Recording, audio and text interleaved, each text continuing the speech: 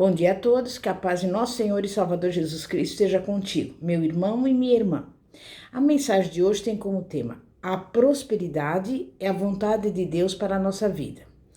Veja o que está escrito na terceira carta de João, capítulo 1, versículo 2. Amado, desejo que te vá bem em todas as coisas e que tenhas saúde, assim como bem vai a tua alma. E você pode estar perguntando: como eu posso determinar a vontade de Deus? A palavra de Deus é a sua vontade.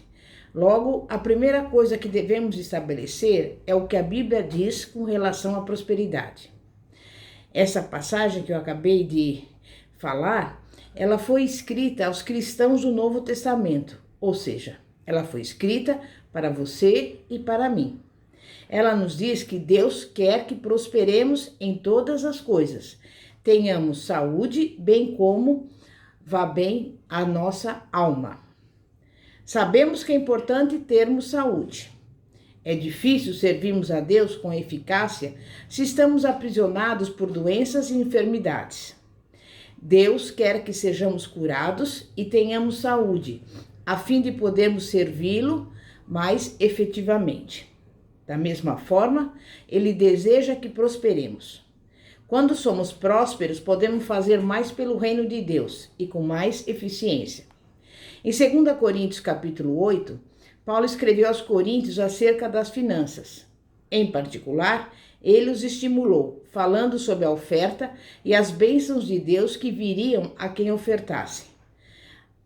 No mesmo capítulo, ele fez uma declaração muito importante.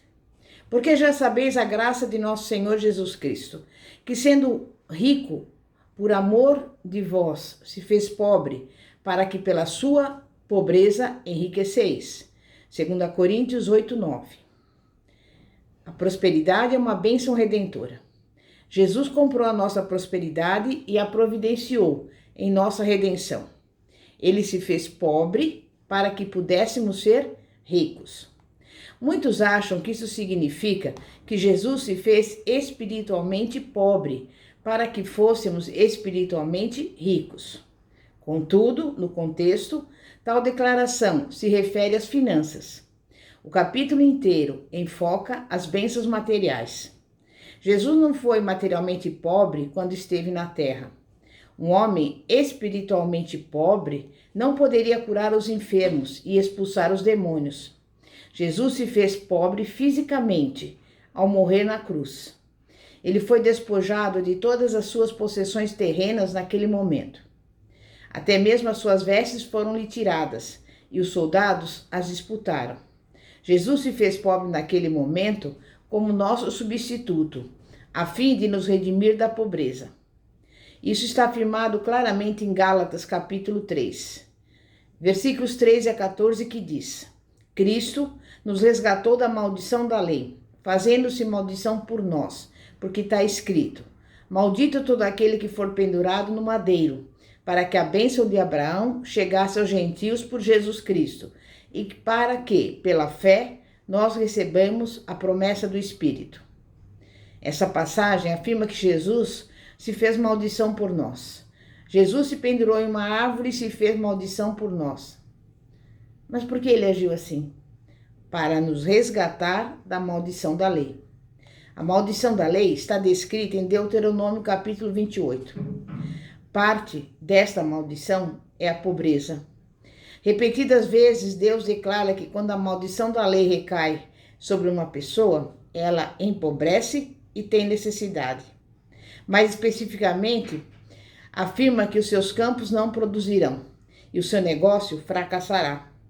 No entanto, essa passagem de Gálatas nos diz que Cristo nos resgatou desta maldição. Isso significa que não temos mais de ser pobres. Deus não quer que sejamos pobres ou que venhamos a empobrecer. Ele se fez pobre, eu repito, para que pudéssemos ser ricos. A definição da palavra rico é ter uma provisão completa. Isso não significa necessariamente que seremos todos milionários, embora isso seja possível. Isto quer dizer que teremos uma provisão completa. e Deus prometeu essas coisas. Jesus nos resgatou da maldição da lei para que a bênção de Abraão pudesse recair sobre nós. Nós sabemos que Abraão foi rico. Está escrito: subiu, pois, Abraão do Egito para a banda do sul, ele, a sua mulher e tudo o que tinha, e com ele Ló. E Abraão muito rico, em gado, em prata e em ouro. A bênção de Abraão é a bênção da prosperidade financeira. Cristo nos resgatou da maldição da lei para que pudéssemos receber as bênçãos de Abraão. A palavra de Deus nos diz que as bênçãos de Abraão também recaíram sobre o seu filho, Isaque, e ele também enriqueceu. Isaque herdou a riqueza, mas começou e continuou a prosperar, até tornar-se muito rico. Precisamos entender que a prosperidade é progressiva. Isaque começou a prosperar e então continuou prosperando, até tornar-se muito próspero. Estamos todos em lugares diferentes na caminhada da prosperidade. Mas o plano de Deus é que cada um de nós continue prosperando. Deus é um Deus de crescimento.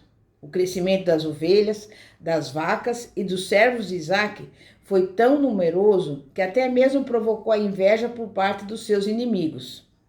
Ele era próspero por causa da bênção de Abraão. O filho de Isaque, Jacó, também foi rico.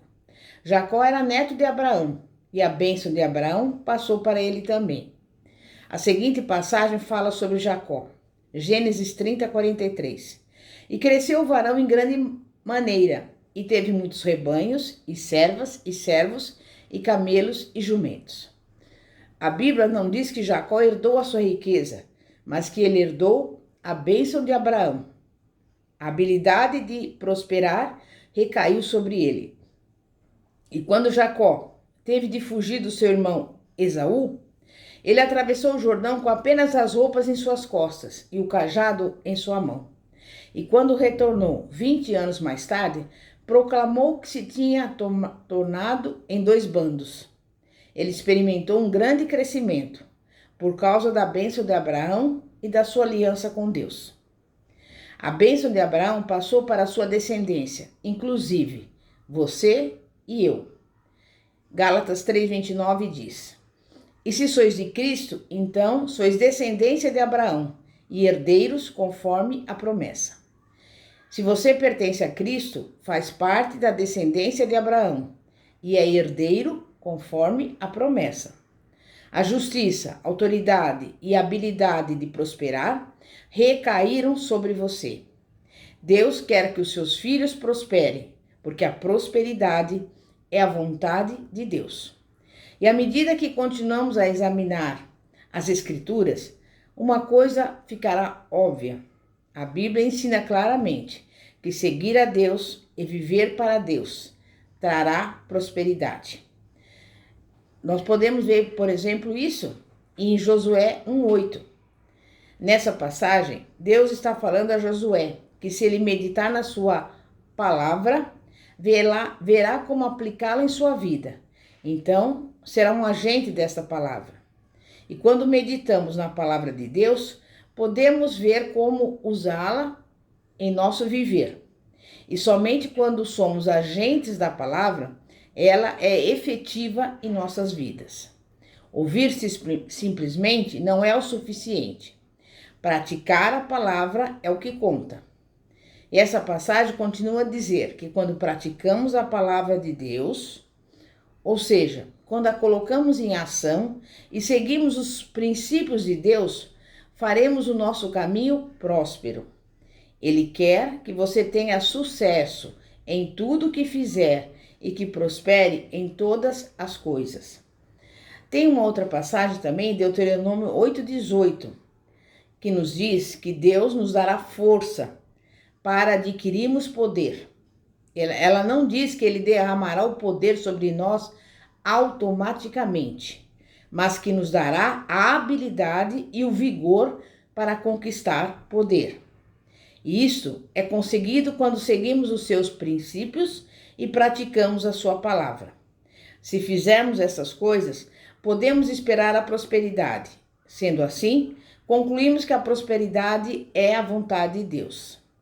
Se seguir a Deus faz com que prosperemos, e Ele é o que nos dá força para adquirirmos poder, é da sua vontade que prosperemos.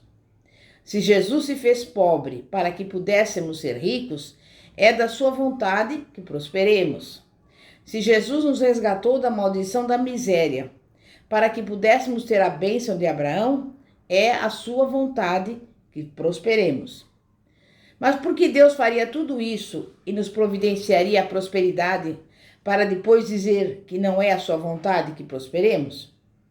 Mas eu repito, é a vontade de Deus que prosperemos. E Ele deseja que prosperemos.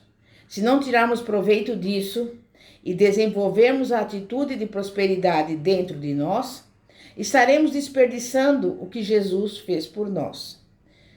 Sabe por quê? Porque Jesus pagou um alto preço por nós, a fim de nos redimir dos pecados, curar as nossas enfermidades e permitir-nos prosperar. Amém? É momento de oração. Santíssimo Deus e poderoso Pai, Pai de nosso Senhor e Salvador Jesus Cristo. Nós compreendemos, Pai, que é da Tua vontade que venhamos a prosperar. E neste momento, Pai, eu quero pedir por cada pessoa que está nos acompanhando, que ela tenha prosperidade não somente financeira, mas na saúde, nos relacionamentos, na família, espiritualmente falando, enfim, em todos os setores da sua vida. Visita agora aqueles que estão doentes, opera o milagre da saúde a essa pessoa. Envia também a provisão a essa pessoa que está passando por necessidades. E eu quero te pedir também que o Senhor venha visitar esse lar, essa casa, repreendendo toda briga, todo conflito, e que o Senhor coloque neste lar a paz que excede todo entendimento. O amor do Senhor seja derramado sobre cada um, em nome de Jesus. Amém e graças a Deus. Meu irmão e minha irmã, receba pelos olhos da fé a bênção de Abraão na sua vida, em nome de Jesus. Glória a Deus. Pastora Fátima da Igreja Evangélica Apostólica Poder de Cristo. Que a paz de nosso Senhor e Salvador Jesus Cristo esteja sobre a sua vida. Glória a Deus.